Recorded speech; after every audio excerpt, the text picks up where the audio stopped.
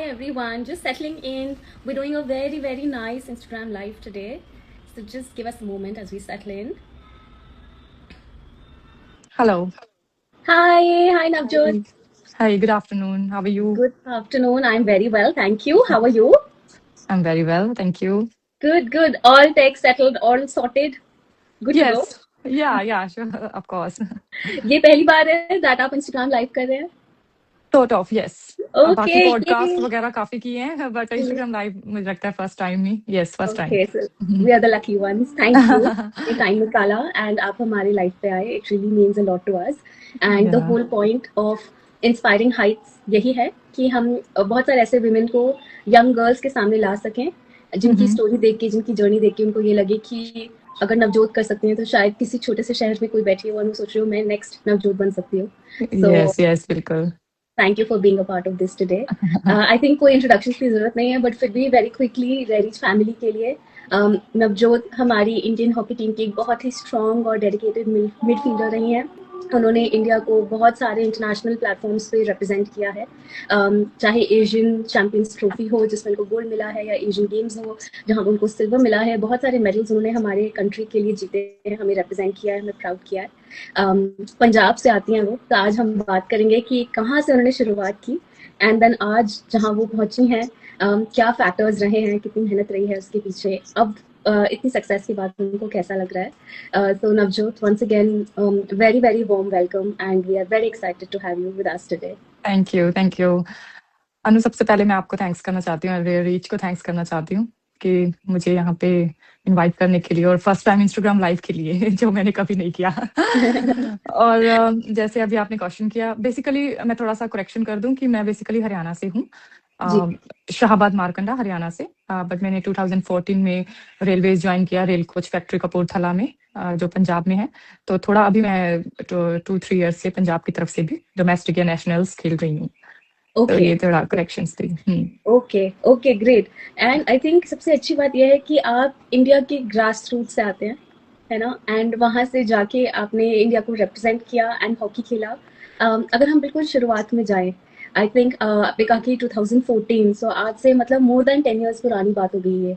और यस. मुझे लगता है कि आज भी बहुत सारे घरों में ये कॉन्वर्सेशन हो रही है कि स्पोर्ट्स में कैसे जाएं, करियर पक्का होता है या नहीं होता है, बहुत कंपटीशन है, बहुत फंड्स रिक्वायर्ड है.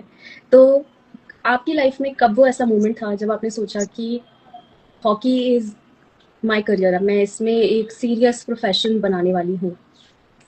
अ, अभी मैं जैसे शाहबाद का बताया, मैं शाहबाद से बिलोंग करती हूँ. तो मैं एक थोड़ा लेजी बच्चा, जिसको लेजी चाइल्ड बोल सकते हैं, वो थी. तो शाहबाद जहाँ पे हॉकी बहुत फेमस है, लाइक जो वुमेन की नर्सरी है वो शाहबाद है. तो वहां से मेरे पेरेंट्स ने शुरुआत की कि मुझे एक किसी स्पोर्ट्स में डाला जाए. तो हॉकी जहाँ फेमस है तो इसलिए मुझे हॉकी में डाला गया. और वहां से कि थोड़ी एक्टिव हो जाए, थोड़ा मतलब कि बहुत मैं इंट्रोवर्ट थी. तो जब आप एक टीम गेम में जाते हैं तो आपको कितनी चीजें पता लगती हैं कि क्या क्या है. तो मैंने काफी चीजें सीखी. तो विद इन मंथ में ही मेरे पेरेंट्स को वो रिजल्ट देखने को मिला कि मैं थोड़ा बात करने लगी हूँ या हर चीज. तो धीरे धीरे वहां से मेरी जर्नी शुरू हुई. जर्नी की शुरुआत अगर मैं बात करूँ, 2003 से मैंने शुरुआत हॉकी खेलनी शुरू की. और तब कुछ पता नहीं था, जस्ट हॉकी की शुरुआत की थी कि इस लेवल तक मैं जा पाऊंगी.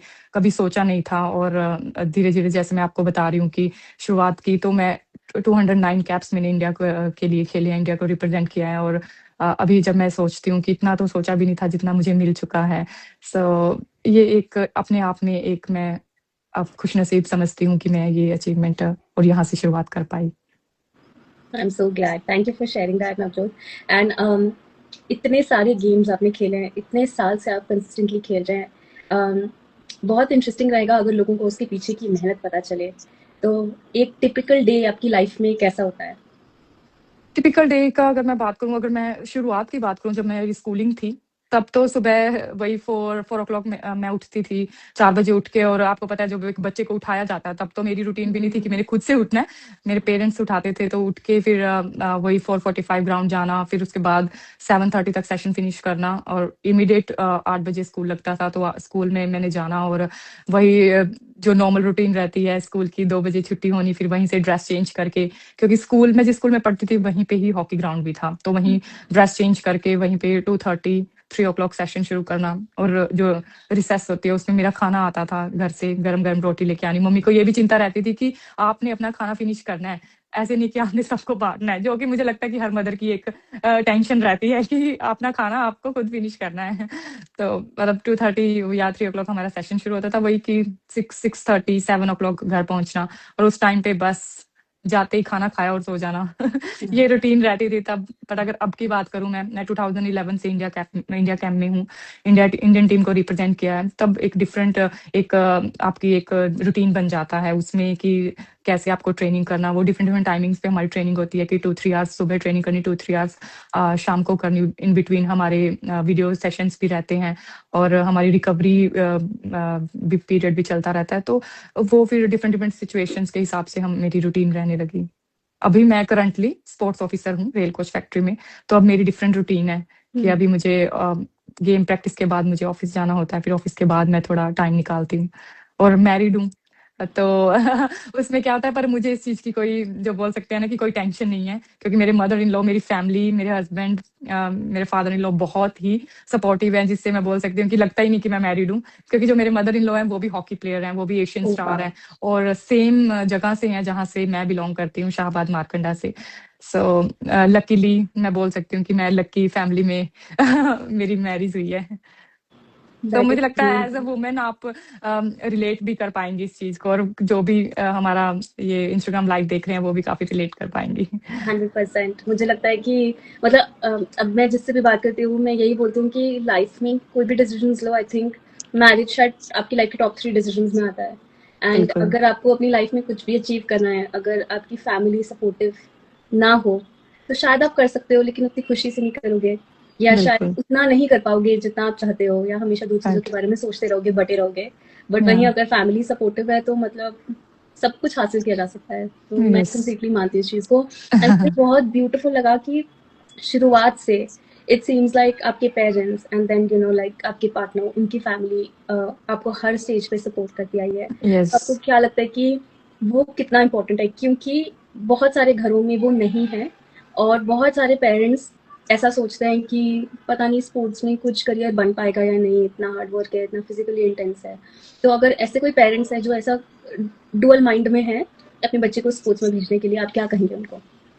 स्पेशली पहले तो पेरेंट्स के लिए ये है कि एक मैं आपके इंस्टाग्राम लाइव के जरिए उनको एक रिक्वेस्ट भी करना चाहती हूँ कि थोड़ा स्पेशली विमेन के ऊपर थोड़ा बिलीव करें, कि अगर आप उनके ऊपर थोड़ा भरोसा दिखाएंगे तभी वो जैसे हम कहते हैं कि पीवी सिंधु ने ओलंपिक्स में गोल्ड लिया, या हमारी क्रिकेट टीम ने वर्ल्ड कप जीता, तो ऐसे आपकी भी बेटी आगे निकलेगी, आपकी भी बेटी आपको प्राउड फील करवाएगी। और अगर मैं ओवरऑल बात करूं विमेन को छोड़ के, तो सबसे पहले पेरेंट्स की ड्यूटी है कि आपका बच्चा करना क्या चाहता है उसको पहले पूछा जाए। और ये एक बोल सकते हैं कि पेरेंट्स की सबसे मेन जो बोल सकते हैं कि ड्यूटी है कि उनको कैसे अपने बच्चे को गाइड करना। बिकॉज जब मैं अपना एक एक्सपीरियंस शेयर करूं, मैं चाइना में अभी गई थी। चाइना में मुझे मेंटरशिप के लिए बुलाया गया था। वहां पे मैंने देखा है कि हम हमेशा सोचते हैं, मैं इस लेवल पे खेली हूँ कि सोचते हैं कि चाइना ऑलवेज मेडल टैली में वो हमेशा अप रहता है। तो क्या रीजन है इस चीज का? क्योंकि उनकी जो ग्रोथ है, जब वो बेबी छोटे से लेकर उनके पेरेंट्स या वो कंट्री का एक माहौल लगा लो, या वट एवर जो भी इश्यूज हैं उनके, या जो भी उनका एक स्पोर्ट्स का एक बना हुआ है कि जैसे ही बच्चे की ग्रोथ होनी शुरू होती है वो जिम्नास्टिक में डालते हैं या स्विमिंग में डालते हैं। हम थोड़ा कहीं ना कहीं उसमें थोड़ा पीछे हैं। जब हमारी ग्रोथ हो जाती है तब हम सोचते हैं कि किस गेम में डालना है, तो हमारी बॉडी उस हिसाब से डेवलप पहले हो चुकी होती है। बट मैंने जो काफी सिटीज में जाके, या जितना मैं काफी जब मैं जर्नी मेरी चल रही थी हॉकी की, डिफरेंट डिफरेंट कंट्रीज में मुझे जाने को मिलता था, तो जहां से मैं उनसे फीडबैक लेना, उनसे बात करनी, तो यही पता चलता है कि लाइक कि जो बच्चे की ग्रोथ से लेकर वो पहले ही, अगर मैं स्पेशली चाइना की बात करूं, कि वो जिम्नास्टिक में डाल देना, स्विमिंग में डाल देना, तो फिर बच्चा की ग्रोथ उसी हिसाब से होती है। तो राइट। मैं पेरेंट्स को ये कहना चाहूंगी कि अगर आप थोड़ा स्टार्टिंग में, जरूरी नहीं है कि उसका करियर स्पोर्ट्स में ही आगे जाए, बट हम स्टार्टिंग में एक फिजिकली अपने बच्चे को स्ट्रॉन्ग करने के लिए किसी भी स्पोर्ट्स में डाल सकते हैं, या शुरुआत थोड़ी सी जल्दी उसकी कर सकते हैं। तो और अगर मैं फिर वहीं पे आ जाऊं कि वुमेन की जब बात हो रही थी कि थोड़ा अपनी बेटियों पे भरोसा करें। अगर मैं अपनी बात करूं तो मैं शाहबाद से बिलोंग करती हूँ, तो हम 3 सिबलिंग्स हैं। तो सबसे बड़ी मैं हूँ, और मेरे फादर को मेरे नाम से जाना जाता है कि नवजोत के फादर जा रहे हैं, नवजोत कौर ओलंपियन है जिसके पापा वो जा रहे हैं। तो हमने थोड़े टाइम पहले ही घर बनाया, तो उसके बाहर ओलंपिक्स के रिंग पापा ने लगवाए हैं। तो वो एक होता है कि वो मैं रिप्रेजेंट कर रही हूँ उनको, मुझे एक प्राउड फील होता है कि मेरे नाम से पापा को जाना जाता है। तो मेरे जो सिबलिंग्स हैं वो भी इस चीज को बहुत प्राउड फील करते हैं। तो बेटी हो या बेटा हो वो मैटर नहीं करता, पेरेंट्स को थोड़ा बिलीव शो करना पड़ेगा, थोड़ा भरोसा शो करना पड़ेगा, स्पेशली बेटी के लिए, तभी वो कुछ आगे जाके वो एक आपको प्राउड फील करवा सकती है। एब्सोल्युटली। एंड अगर आप भरोसा करो, मुझे लगता है कि हम भी एज गर्ल्स इतनी रिस्पॉन्सिबिलिटी लेते हैं कि हमारे पेरेंट्स ने ट्रस्ट किया है, वो बहुत ही लाइक एक वैल्यू की चीज़ होती है, तो हम बहुत संभाल के बहुत एक्चुअली ज़्यादा मेहनत से किसी भी चीज़ को अप्रोच करते हैं, क्योंकि वो बहुत बड़ी बात है हमारे लिए आज भी कि हमें ये अपॉर्चुनिटी मिल रही है कुछ अचीव करने बिल्कुल की बिल्कुल, में।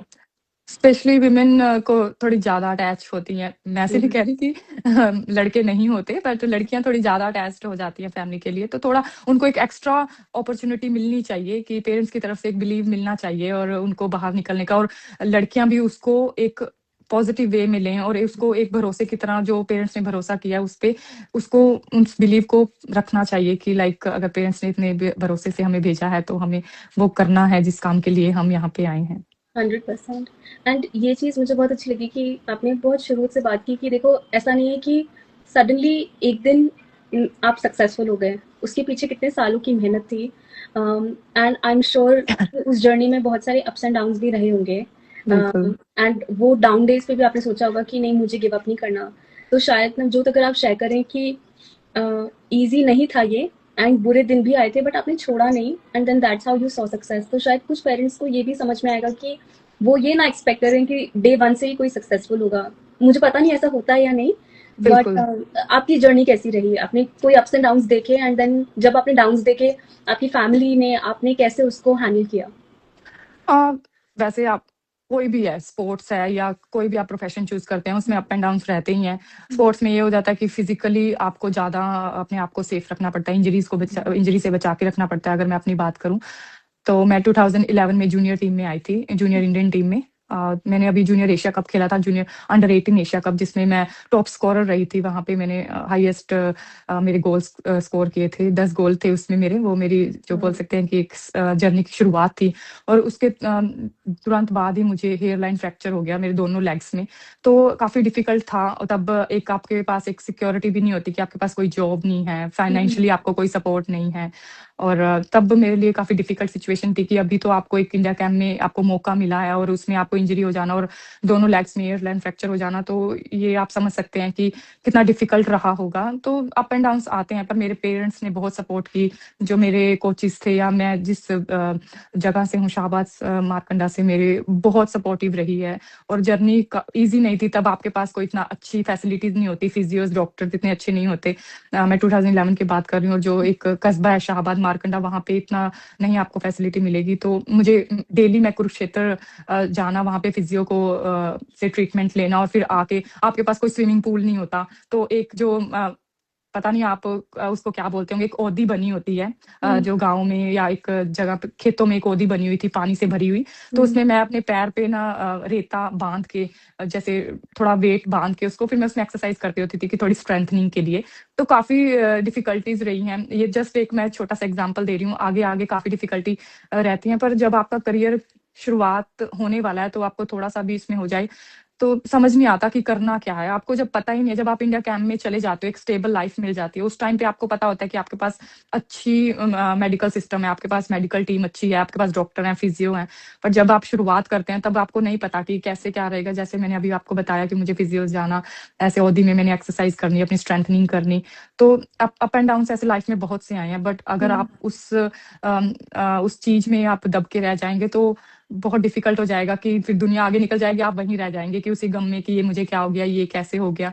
तो काफी चीजें रहती हैं। और जब मैं कंटिन्यू अब इंडियन टीम में खेल रही थी, अगर मैं बात करूं कॉमनवेल्थ गेम्स की रिसेंट, तो उसमें मुझे कोविड हो गया। मैं टीम में थी, टीम का पार्ट थी, तो मुझे कोविड हो गया। और उसमें क्या हुआ कि लाइक मुझे टीम का कल मैच है और मुझे आज पता चला कि मुझे विड्रॉ किया गया है टीम से बिकॉज ऑफ कोविड।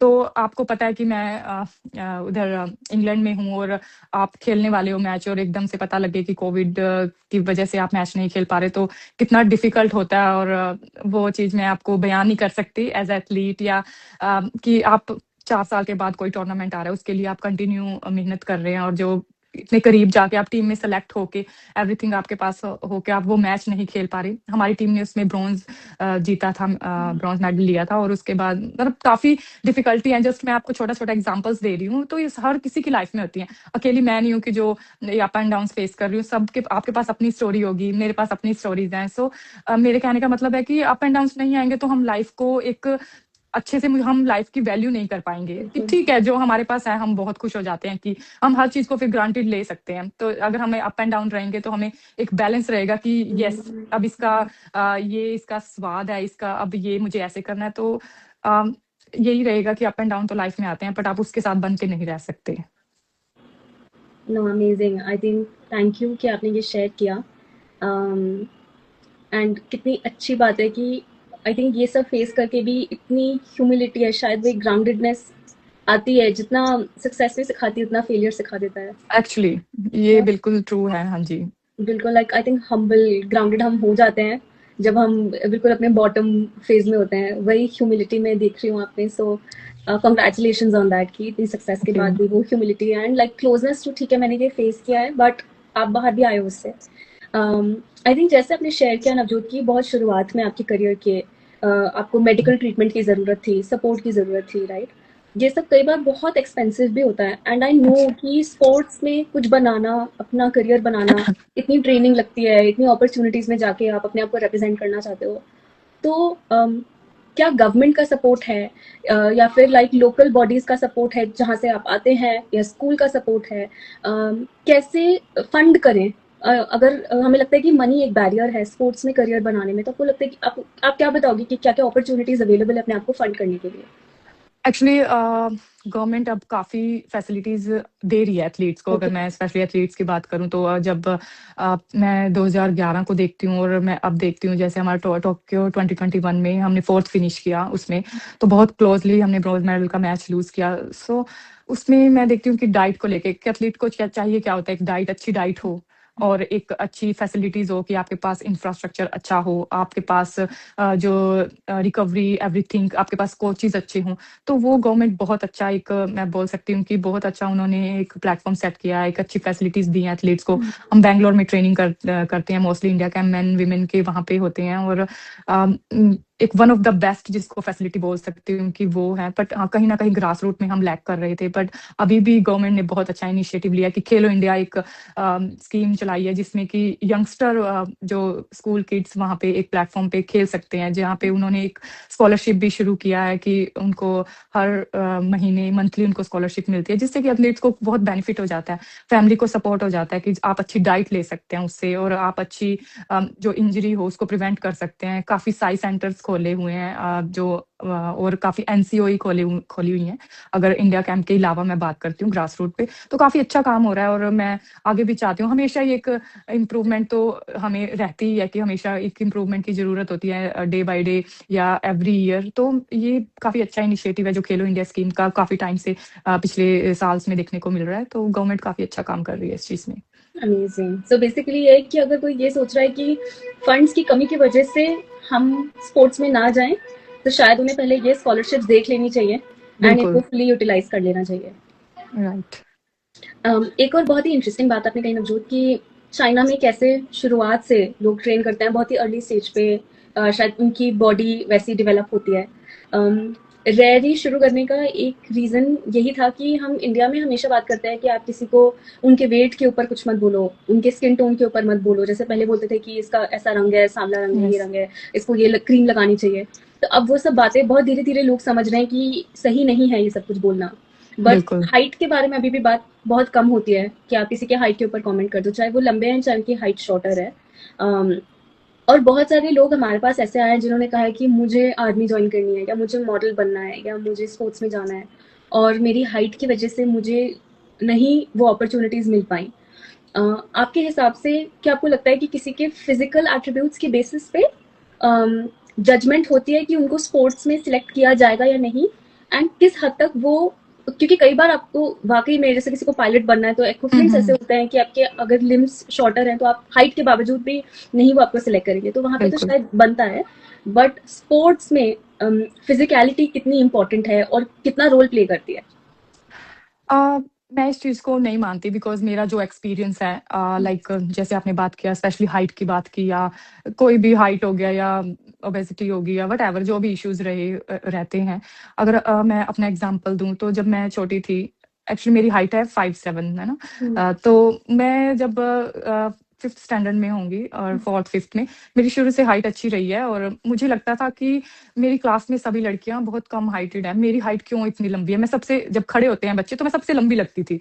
तो मैं घर पे आके मम्मी को भी बोलना कि मुझे थोड़ा शेम फील होता है, मैं इतनी लंबी क्यों हूँ? मैं पतली क्यों हूँ? थोड़ा-सा लगता है कि क्या है ये?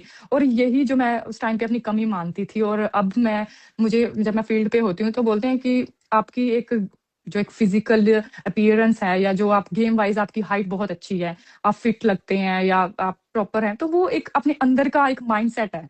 मुझे जो लगता है क्योंकि ये कोई मैटर नहीं करता। अब अगर मैं एक दूसरा एग्जांपल दूँ फिजिकल को लेकर फिजिकल अपीयरेंस को लेकर जो हम बोलते हैं कि रोनाल्डो जो एक बेस्ट पिक्चर सबके माइंड में आती है कि फिजिकली जो बॉडी है वैसी होनी चाहिए एक जो जिसको हम बोल सकते हैं कि फुटबॉल में कि रोनाल्डो तो सबसे बेस्ट है कि एक फिजिकली बॉडी के हिसाब से और दूसरी साइड में देखती हूँ मेसी को जिसको एक शुरू से जो एक सिंड्रोम था कि और उन्होंने सब इस चीज को फेस करके और उनके पास तो वर्ल्ड कप भी है तो अगर मैं दोनों को कंपैरिजन करूं तो मुझे नहीं लगता कि ये कहीं ना कहीं ये चीज मैटर करती है और कहीं ना कहीं हमारा ये माइंडसेट है और अगर हम खुद पे बिलीव करेंगे ना दूसरे तभी करेंगे दूसरे तो पहले ही तैयार बैठे हैं हमारी टांग खींचने के लिए हमें नीचे खींचने के लिए कि नहीं तू तो ऐसा है या थोड़ी कमी लग रही है किसी ने एक बार बोल दिया ना हमें हो जाता है कि नहीं यार थोड़ा है यहाँ पे कुछ लगा है तो हम बार बार वहीं पे साफ करते रहते हैं थोड़ा जब तक हम खुद क्लियर नहीं हो जाते ना कि क्या हुआ है ना तो वो कई चीजें ऐसी है कि आप खुद पे बिलीव करिए पहले और मैं नहीं मान सकती कि लाइक अगर आप खुद पे बिलीव करेंगे कि दूसरा आपके लिए कुछ भी आपको बोल सकता है तो फर्स्ट खुद पे बिलीव करिए दूसरा खुद बिलीव करेंगे तो ये इसके हिसाब से मैंने जस्ट एक आपको अपना भी एक एग्जांपल दिया और एक जो मेसी का और रोनाल्डो का जो बोल सकते हैं दोनों लेजेंड रहे हैं फुटबॉल गेम के तो उसके हिसाब से तो मुझे लगता है कि जो हमारी ऑडियंस सुन रही होगी तो शायद थोड़ा रिलेट कर पाए या थोड़ा समझ पाए कि क्या दोनों में फर्क रहता है 100%। तो बेसिकली हम ये कह रहे हैं कि मोस्टली स्पोर्ट्स में आपकी फिजिकल अपीयरेंस से ज़्यादा फिटनेस इंपॉर्टेंट है।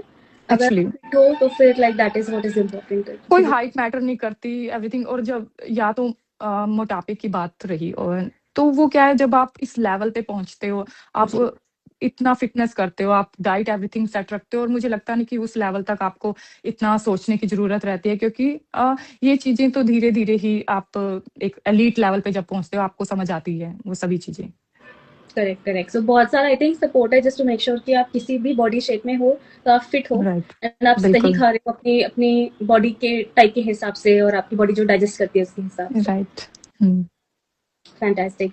आई थिंक काफ़ी कुछ हमें समझ में आया अबाउट स्पोर्ट्स, गवर्नमेंट कैसे सपोर्ट कर रही है। अभी हाल ही में हम लोगों ने जो विमेंस टीम है उन्होंने वर्ल्ड कप जीता है क्रिकेट में। एंड मैं अगर आपको अपना एग्जांपल दूं तो मैं कल मैच देख रही थी कि कौन से मैचेस होने वाले हैं, तो मैंने बस टाइप किया कि India match today, and then मुझे दिखा कि आज मैच है, मुझे आता कि संडे को मैच है। तो फिर मुझे समझ नहीं आया, फिर मैंने ध्यान से पढ़ा तो आईसीसी विमेन्स का भी वर्ल्ड मतलब लाइक अभी वो चल रही है, चैंपियनशिप चल हम्म रही है और मेंस की भी चल रही है। तो मेरे लिए हम्म इतना सेल्फ करेक्शन था और मुझे इतना अच्छा फील हुआ कि अब लाइक आप स्पोर्ट्स सर्च करोगे तो मेंस और विमेन्स से, और मैं काफी मतलब देखती हूँ स्पोर्ट्स को, तो अब जाके मेरे को ये दिखाए इतने टाइम बाद।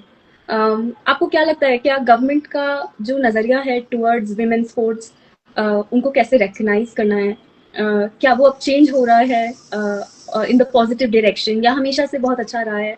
What are your thoughts as somebody who has represented the country, won medals? हाँ, एक जो मेन वीमेन की आपने रिकॉग्नाइजेशन की बात की है, तो मेनली मैंने जो पहले भी बात की है जो हमारा 2021 का हमने 4th फिनिश किया, तो जो मेन को रिवॉर्ड मिलते हैं या अवार्ड्स मिलते हैं, जो मनी मिलती है हमें, या डेलीज मिलती हैं या डाइट मिलती है, या जो फैसिलिटीज हमें मिलती हैं, क्योंकि जैसे मैंने पहले भी बताया बैंगलोर में हमारी ट्रेनिंग रहती है, इंडिया कैंप्स वहीं पे ही लगते हैं, तो वो सभी सेम है। मतलब मैं और मैंने ये चीज कभी फील नहीं या फेस नहीं की कि मेन और विमेन के बीच में कुछ ज्यादा लंबा एक जो बोल सकते हैं ना कि कोई भी एक रिकॉग्नाइजेशन का एक लंबा सा जो बोल सकते हैं ना कि एक दीवार रही हो कि मैन यहाँ पे हैं और विमेन यहाँ पे हैं। ऐसे मैं नहीं मानती, बिकॉज गवर्नमेंट की तरफ से हमें इक्वल फैसिलिटीज मिलती हैं। जो हमारी, अगर मैं हॉकी की बात करूं, जो मेन को मिलता है वही सेम विमेन को मिलता है। और कहीं ना कहीं ये बात देखने को मिलती है, जब हम 2014 में हमने एशियन गेम्स में ब्रॉन्ज जीता था, तब एक डिफरेंट एक पॉलिसी क्रिएट थी कि आपको इतना कैश अवार्ड मिलेगा। अब जब 2021 टोक्यो में हमने क्लोजली मेडल लूज किया है, फोर्थ फिनिश किया है, तो उसमें हमारी different cash award and prize money थी। पर मैं एक बात मेंशन करना चाहूंगी, क्योंकि लड़कों ने हॉकी में ब्रॉन्ज जीता था और हमने ब्रॉन्ज लूज किया था, हमने फोर्थ फिनिश किया, तो पर कंट्री ने हमारा ऐसा वेलकम किया, ऐसे कंट्री ने सेलिब्रेट किया कि हमने, जैसे कि वुमेन ने की मेडल से भी कुछ ऊपर लेके आए हैं हम। जब मतलब ये बात मैं, जब मोदी जी ने हमारे साथ टीम के साथ कॉल पे बात की, तो एक डिफरेंट एक सपोर्टिव वे में एक बहुत अच्छा लगा। और कंट्री ने जैसे सेलिब्रेट किया, और वो 16 वुमेन जो वहां पे टोक्यो में रिप्रेजेंट कर रही थी, तो हमें एक मोटिवेशन फील हुआ। तो वहीं से कहीं ना कहीं फाइनेंशियली और कहीं ना कहीं विमेन हॉकी दोबारा वापस आई है अपनी कंट्री में, इंडिया में। तो जहां से एक बोल सकते हैं कि वुमेन और सभी पेरेंट्स चाहते हैं कि हमारा बच्चा भी हॉकी खेले, हमारी बेटी भी हॉकी खेले, या कोई भी सपोर्ट में वो जाए, तो कहीं ना कहीं गवर्नमेंट का मैं बोल सकती हूँ कि एक कंपैरिजन नहीं रहा है और रिकॉग्नाइजेशन सेम मिली है। जैसे, क्योंकि एथलीट को चाहिए क्या, एक अच्छी डाइट, अच्छी facility, of course financially support, जो कि मेन विमेन बोथ हमें, मैं जब से मैं खेल रही हूँ 2011 से, मुझे सेम देखने को मिल रही है। That is amazing, that is amazing. And ये बात तो सच है कि आई थिंक अब हम इतना ब्यूटिफुली सेलिब्रेट करते हैं, क्योंकि हम इतना और ज्यादा प्राउड करते हैं, फील करते हैं बिल्कुल। कि like the women of our country are going and representing. वैसे होना नहीं चाहिए ऐसा। I think we are like, आप सभी लोग स्पोर्ट्स पर्सन हैं, सभी लोग मेहनत कर रहे हैं, जब तक हम ऐसे मेंस और विमेन्स को अलग अलग पेडेस्टल्स पे रखेंगे, वो इक्वालिटी शायद उतनी नहीं आएगी। एक्चुअली, और मुझे लगता है कि विमेन, अगर ओलंपिक्स की बात करें, तो मुझे लगता है कि कहीं ना कहीं विमेन के ज्यादा मेडल आए हैं। अगर मैं मैन के अच्छा, कंपैरिजन ओके। करूं, पीवी सिंधु है, जैसे मनु भाकर है, और साइना नेहवाल हैं, तो अब कितने एथलीट्स की मैं बात करूं, साक्षी मलिक है, तो ओलंपिक्स में इनके मेडल्स आए हैं। और कहीं ना कहीं वो मेडल सेम है, एक मेडल है, उसमें ये नहीं लिखा होता कि ये मेल का है या फीमेल का है। तो ये चीज है, और मुझे लगता है कि कंट्री भी कहीं ना कहीं इस चीज को बहुत ही सपोर्टिव वे में हमें हेल्प करती है, और जो हमारी ऑडियंस है बहुत सपोर्ट करती है। और टोक्यो के बाद तो एक डिफरेंट, मैंने एक जो बोल सकते हैं ना कि इंडिया ने जिस तरह से सेलिब्रेट किया, मैं दोबारा से इस चीज को दोहरा रही हूँ, क्योंकि एक हम टॉप ऑफ द वर्ल्ड हमने फील किया। जैसे हमने मेडल लूज किया, हम कहीं ना कहीं बहुत लो चले गए थे, कि क्योंकि आप भी पता है, हायर लेवल पे एक ओलंपिक्स में आप कंट्री को रिप्रेजेंट कर रहे हैं, जी, और जी। वहां पे आप ब्रॉन्ज मेडल आपके हाथ से चले जाना, तो बड़ा ही एक हाथ में जैसे बोल आयल सकते हैं ना हो कि गया। बिल्कुल सब कुछ ऐसे रहता है कि ओ अब तो सब खत्म हो गया है, बट कहीं ना कहीं आप वापस अपनी कंट्री में आते हैं और आपको इस तरह से सेलिब्रेट किया जाता है, इस तरह से वेलकम किया जाता है, तो आप और मोटिवेशन मिलता है आपको, और आपको रहता है कि नहीं, मुझे खेलना है, हमें एज अ टीम और मेडल लेके आना है। तो एक ये बहुत ही अच्छा हमें एक चीज जो देखने को मिली थी। अमेजिंग। एंड जैसे आपने कहा कि आपने मोदी जी से बात की, कैसी थी वो कॉन्वर्सेशन? कैसा लगा आपको उनसे बात करके? क्या कहा था उन्होंने उस मोमेंट? आई थिंक ये बहुत वायरल रही है वीडियो, जब विमेन हॉकी, मुझे अभी भी याद है 2021 जब हम टोक्यो में थे, और सर की कॉल आई, और सर ने यही बोला कि आप रोइए मत, हम पूरा कंट्री को आपके ऊपर प्राउड है, हमें बहुत प्राउड है कि आप इस लेवल तक पहुंचे हैं। क्योंकि अगर मैं रियो ओलंपिक्स की बात करूं 2016 की, हमने 36 साल बाद क्वालिफाई किया था विमेन टीम ने उसमें। तो उसके बाद हम टोक्यो में गए, 36 साल के बाद क्वालिफाई किया, तो हमने सिर्फ, हमारी कोई पोजीशन नहीं आई थी, पर उसके बाद हमने टोक्यो 2021 में हमने जब रिप्रेजेंट किया और फोर्थ फिनिश करना, तो एक मेडल अपने हाथ से जाने वाली बात थी, अदरवाइज हमारे हाथ में मेडल था। तो एक हिस्ट्री क्रिएट की है हमारी वुमेन टीम ने, वो 16 लड़कियों ने, जो जिसके ऊपर मुझे बहुत प्राउड है, और मैं बहुत प्राउड फील करती हूँ कि मैं उस टीम का हिस्सा थी। तो ये बहुत ही एक हिस्टोरिकल मोमेंट थी हमारे लिए। Absolutely, absolutely. And one two remember, मतलब हमें तो हमेशा वो मोमेंट याद रहेगा। एंड बस अब इससे आगे आगे आगे आई थिंक धीरे धीरे करके ही हौसला बनता है। अगर थोड़ी सक्सेस मिलती बिल्कुल। है, फिर नेक्स्ट के लिए और हिम्मत बनती है। बहुत सारे क्वेश्चंस नवजोत हमें आए हमारे ऑडियंस से भी, हमने उनसे पूछा था क्वेश्चंस पूछने के लिए। तो आई थिंक एक क्वेश्चन ये था कि आपके करियर का आपके लिए सबसे इमोशनल मोमेंट क्या था? इमोशनल मोमेंट तो बहुत थे, बट जो सबसे इमोशनल था कि मैंने बहुत वेट किया है इंडिया जर्सी लेने के लिए, इंडिया कलर मुझे मिले और जर्सी के पीछे मेरा नाम हो। तो जब मुझे वो मिला तो सबसे इमोशनल मोमेंट थी मेरे लिए कि लाइक क्योंकि हमारे सीनियर्स आते होते थे ग्राउंड पे और मैं देखती थी उनका जर्सी के पीछे उनका नाम होता है, क्योंकि वही है कि नाम तो हम कहीं से शॉप से लिखवा सकते हैं, कहीं से लिखवा सकते हैं, बट एक आपने उस चीज को अर्न किया है, वो चीज आपकी है, जो इंडिया के जर्सी के पीछे आपका नाम होता है, तो बहुत ही इमोशनल मोमेंट थी मेरे लिए। हम्म, क्या नंबर है आपकी जर्सी का? 1। Okay, right. अच्छा, ऐसा कौन सा स्टेडियम है या ग्राउंड है जहां आपको खेलना सबसे ज्यादा पसंद है? वैसे तो सभी ग्राउंड्स में, क्योंकि सभी ग्राउंड की एक डिफरेंट स्टोरी है, सभी फील्ड पे जब भी हम जाते हैं, बट अभी मैं रेल कोच फैक्ट्री कपूरथला में हूँ पंजाब में। वहाँ पे जो स्टेडियम है वो मेरे बहुत मैं बोल सकती हूँ कि मुझे बहुत पसंद है वहाँ पे खेलना, बिकॉज जहाँ पे आप काम कर रहे हैं, आप आपका वर्क कल्चर वहाँ पे है और वहीं पे आपको खेलना, तो जो ऑडियंस देखने के लिए आती है, जो हमारा स्टाफ देखने के लिए आता है, तो उनको लगता है कि यस हमारा बच्चा खेल रहा है अंदर, तो वो बड़ी रिलेटेबल सी मूवमेंट लगती है और कहीं ना कहीं की बहुत अच्छा लगता है कि जिस की अपनी जगह पे आप खेल रहे हैं, सभी आपको देख रहे हैं और सभी आपको जानते हैं और सभी आपको देखने आए हैं कि नवजोत कैसा खेल रही है, नवजोत क्या कर रही है। सो वो बड़ा अच्छा है मेरे लिए रेल कोच फैक्ट्री का ग्राउंड। अमेजिंग, इट्स लाइक घर के पास अपना बिल्कुल। अपना सा। हाँ हाँ, बिल्कुल। अच्छा, अगर आप हॉकी चूज नहीं करते तो ऐसा कौन सा स्पोर्ट है जो आप चूज करते? ये तो मैंने इमेजिन ही नहीं किया कभी। क्योंकि जैसे शुरुआत में भी मैंने बताया कि मैं बहुत लेजी थी, तो हॉकी फेमस थी शाहबाद में, तो पापा मम्मा ने मुझे वहां पे सपोर्ट में उस स्पोर्ट्स में डाल दिया। बट अगर मैं सोचती हूँ तो एथलेटिक्स, क्योंकि रनिंग वगैरह, मेरी स्पीड वगैरह, इंड्योरेंस वगैरह मैं मानती हूँ कि अच्छा है, तो फिर मैं एथलेटिक्स चूज करती। Amazing, amazing. ओके, अगर आपको ये सेंटेंस कंप्लीट करना हो, मेरे लिए इंडिया को रिप्रेजेंट करने का मतलब ये है, तो वो क्या होगा? अब वो एक सपना है जो बोल सकते हैं कि कंप्लीट हुआ है।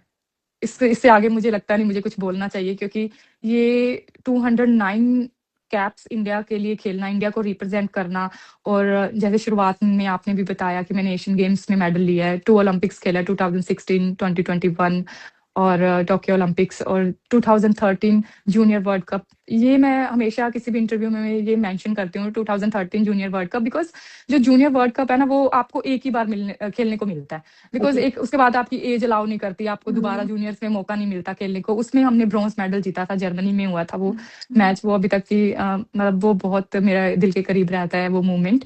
सो ये अचीवमेंट्स हैं और बहुत प्राउड है मुझे इस चीज पे। हमें भी बहुत बहुत बहुत प्राउड है। एंड आई थिंक इतनी अच्छी बात है कि आप इतने सारे अपनी जर्नी से इतने सारे लोगों को बढ़ावा दे रहे हो, अपनी कंट्री के लिए इतना गिव बैक कर रहे हो। सो आई कैन ट्रूली फील कि मतलब मुझे लगता है जितना लव स्पोर्ट्स पर्सन में होता है ना हमारी कंट्री के लिए, वो बड़ा ट्रू लव होता है, क्योंकि इट्स जस्ट लाइक बहुत सेल्फलेस सी चीज है ना जो आप खेल रहे हो, मतलब अपने, बिल्कुल। शायद इतना अपने लिए नहीं, अपनी टीम के लिए, अपनी कंट्री के लिए, अपने स्पोर्ट के लिए, उसमें वो आई एम दिस वाली चीज है ही नहीं, आप में खुद ही नहीं है, मतलब बिल्कुल ही हम बिल्कुल। ब्रदर। नहीं, और जब आप टीम गेम खेलते हैं ना, इंडिविजुअल सपोर्ट का जो इंडिविजुअल गेम्स होते हैं, इंडिविजुअल स्पोर्ट्स होते हैं, उसका मैं नहीं मेंशन कर सकती, बट जो टीम गेम्स हैं उसमें आपको सिखाया यही जाता है कि अगर आप एक दूसरे से कनेक्ट हैं, एक दूसरे से मतलब जुड़े हैं, तभी आपका वो कनेक्शन ना फील्ड पे शो होता है। अगर आप एक दूसरे से नहीं जुड़े हुए हैं ना कहीं वो लैक रहती है और आपको रिजल्ट्स भी नहीं मिलते। तो जैसे मैंने स्टार्टिंग में आपको बताया था कि मैं काफी इंट्रोवर्ट थी, और अभी अगर मैं अपने आप को देखती हूँ या अपने आप को फील करती हूँ या पेरेंट्स से बात करती हूँ, तो वो कहीं ना कहीं सोचते हैं कि हमारा डिसीजन बहुत अच्छा था, कि वो डिसीजन उन्होंने लिया मुझे स्पोर्ट्स में डालने का, और कहीं ना कहीं उनको आज रिजल्ट मिल रहा है। और स्पेशली अगर मैंने अपनी मैरिज की भी बात की थी, तो लकी, मैं बहुत लकी फील करती हूँ जिस फैमिली में मैं हूँ, और एज अ वुमेन आपको इतनी सपोर्ट मिलती है। और जो एक हमेशा लड़की के माइंड में रहती है कि जब मेरी शादी हो जाएगी तो कैसा होगा, पता नहीं कैसा रहेगा, सबके माइंड में रहता है। ऑफ कोर्स हम इतना नहीं एक्सप्लेन करते इस चीज को, नहीं एक दूसरे के साथ शेयर करते, बट कहीं ना कहीं मैं बहुत लकी फील करती हूँ। दोबारा से मैं इस चीज को मेंशन कर रही हूँ 100%। कि मेरे हस्बैंड, मेरे फादर मदर इन लॉज बहुत सपोर्टिव हैं, जिसकी वजह से मैं अभी भी कंटिन्यू काम के साथ साथ मैं खेल रही हूँ। अभी भी हमारा 19 मार्च से इंटर रेलवे टूर्नामेंट शुरू हो रहा है रेलवेज की तरफ से खेलने का, उसमें मैं पार्टिसिपेट कर रही हूँ। ट्रेनिंग करनी आपके लिए इजी नहीं होता, अगर आप सुबह 5 बजे 6 बजे उठ के ग्राउंड जाते हैं और फिर आपको 8 बजे, आप 7:30 ट्रेनिंग से आ रहे हैं और आपको 9 बजे फिर ऑफिस जाना है, तो आपको खाना बनाना भी है, तो वो खाने बनाने की टेंशन ही नहीं है क्योंकि मुझे बनाना ही नहीं पड़ता कि ठीक है जो मेरे मदर हैं वो सब मैनेज कर लेते हैं, तो बहुत इजी लाइफ है। Touch wood, touch wood. Touch wood, touch and I would, hope yes. ऐसे ही रहेंगे।